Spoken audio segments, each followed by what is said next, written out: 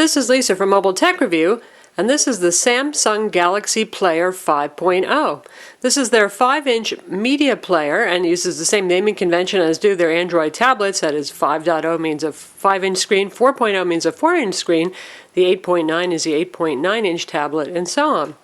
This is not a phone, folks. This is just a multimedia tablet, and I suppose it competes with the iPod Touch.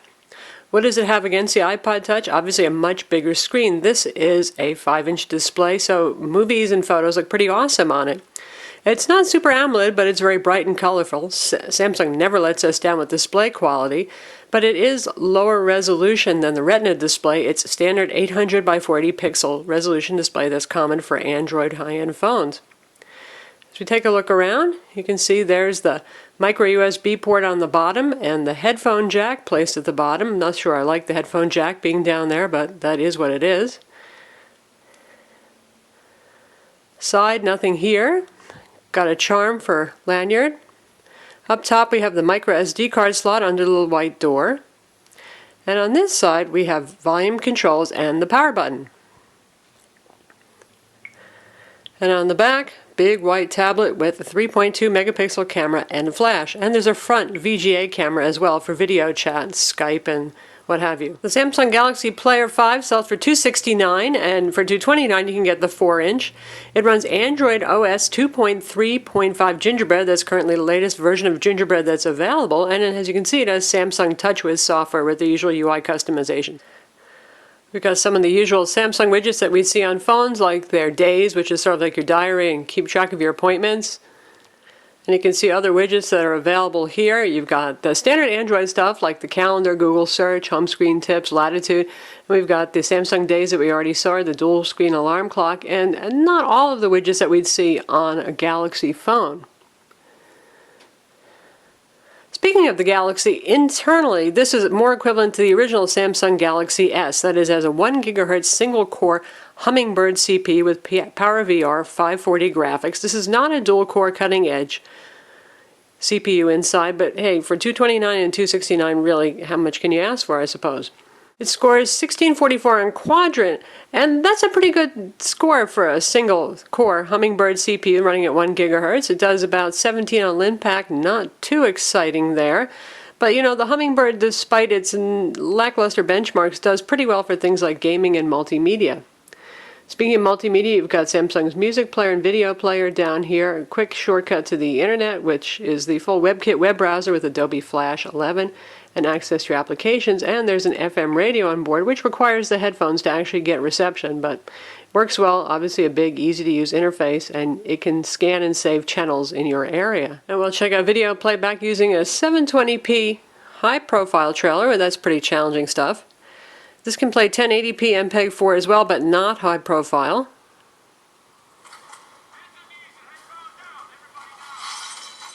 Does a good job. The speaker's reasonably loud, not super duper loud, but not bad. Now we've got volume near maximum. You can hear the speaker. Of course, you can use headphones with this or even external speakers. The player also supports DivX and XVID video formats. Music player is Samsung's generally pleasing looking music player. You've got a list of songs here. You have access to playlists, albums, and artists, and we'll just check out one of Samsung's included songs. Get nice big album cover art here, and playback controls for looping and all that kind of stuff, mix. And it can play in the background, so you can switch back to using the device and continue to hear it. Same goes with the FM radio if you wish. Here you can see the slightly older version of the Touchwiz Interface with the customized squarish colored icon backgrounds. And we've got the usual Android stuff here. We've got Google Maps, we've got Google Navigation. Yes, it does have a GPS. We've got Think-Free Office for working with office documents. Samsung's Mini Diary, which we really like, keep track of what you're up to. This is what Mini Diary looks like. You can add photos right here. You can tap to create a memo, and it saves it with the date information. You can take a picture with the camera. We'll take a big picture of white space right here.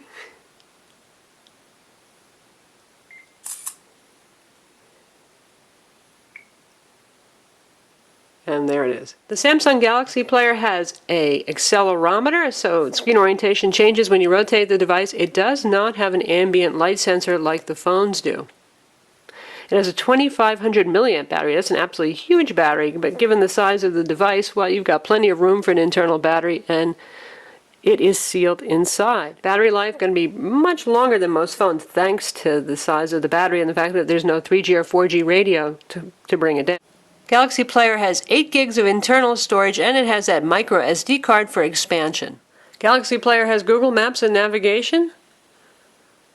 Full featured, you've got places, you've got Street View, you've got all that kind of stuff. And with the big screen, it's really quite nice. Of course, this is a Wi-Fi only device. There is no 3G, there is no 4G, so you're going to need some sort of data connection if you want to use this on the road. You can use your phone mobile hotspot feature, for example, to do that, or a MiFi hotspot. Galaxy Player 5 has the usual WebKit web browser. We've got our website loaded here, and it's nice to have a 5-inch display because things are, well, more readable. We've enabled Adobe Flash, which is turned off by default, or actually set to be used on demand, and you can see a little glitching there with some of the ads. The Hummingbird CPU is just having a little bit more problem keeping up with Adobe Flash. And now we'll check out Adobe Flash Playback from looking at one of our video reviews. Of course, you can use the YouTube mobile player for this because this is a YouTube-based video, but it's handy for some other sites that are not using YouTube.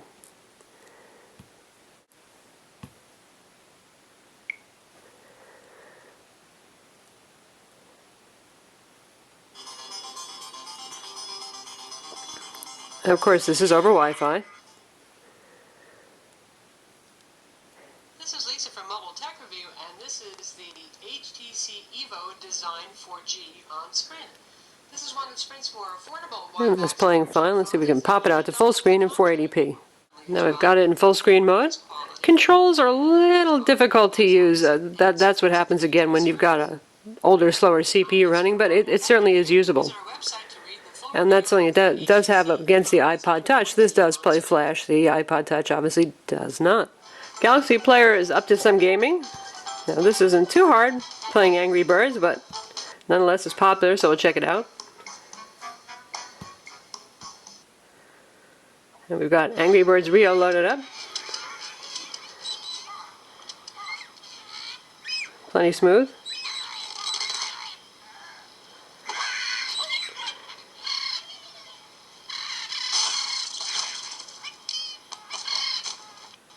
And now we've got Heavy Gunner loaded up. It's one of the free games that's available on Samsung's application market.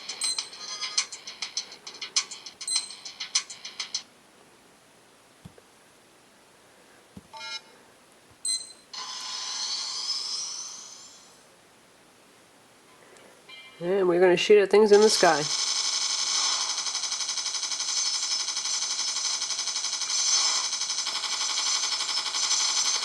And again, that works pretty smoothly too. So that's Heavy Gunner. Now, as we mentioned, you get both the Android market and you get Samsung's application marketplace that we've also seen on Android tablets. We'll take a look at the Samsung App Store right now. So it starts out with a whole bunch of hot things, which, surprise, surprise, are Angry Birds. A couple things I've never heard of. There's the Samsung remote, by the way. This can control your smart Samsung TV. If you've got a Wi-Fi enabled Samsung TV, this can act as a remote control for it. It does not do other brands of TVs, however. You can take a look at new games here.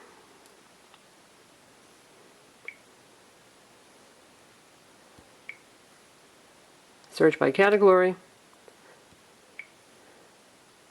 And we've got a lot of the same things too that are on the Android market. For example, Movies by Flickster is here, and you can get that from either place. Now if you buy stuff from the Samsung marketplace, you're going to pay them with your credit card. You're not going to go through the Android market for that. In terms of other applications, this is a lot like a Samsung Android Galaxy phone. You've got their contacts application, you've got their calendar application. You can sync those up with Google and other sources as well. You've got DLNA All Share for streaming to your TV. This does not have HDMI out, so that's important. You've got Social Hub for social networking. their memo pad application. The camera's 3.2 megapixels, the rear main camera, and it takes okay shots. It's about like the Galaxy Tab 8.9 and 10, which also use a 3.2 megapixel camera. The flash is helpful in dark situations, and picture quality is reasonably good, reasonable sharpness, not a whole lot of pixels there, good color saturation. Samsung tends to put out a pretty good camera, so even though the megapixel rating is low, well, there you have it. It's not bad. And they have a file manager. Of course, you can download the file manager of your choice from the Android market as well. So that's the Samsung Galaxy Player 5. It's available now in places like Best Buy, Amazon, plenty of stores. Again, it's $269 for the 5-inch model, $229 for the 4-inch model. If you're thinking of this versus the iPod Touch, well, other than those of you who have very strong platform preferences, and we don't want to go there, some people feel very strongly about that, but what this adds over the iPod Touch is the larger display, the DLNA sharing without needing an Apple TV or any other kind of thing, and it can play Adobe Flash. What the iPod Touch brings is the iTunes Marketplace for videos and music, and if you're already using iTunes and syncing with that, well, that can be pretty appealing. And plenty of sources for multimedia stuff like Netflix and Pandora and Slacker, which is also available on the Samsung Galaxy Tab player. In terms of games, obviously iOS has a much wider selection of games right now. I'm Lisa from Mobile Tech Review, and visit our website for the full review of the Samsung Galaxy Player 5.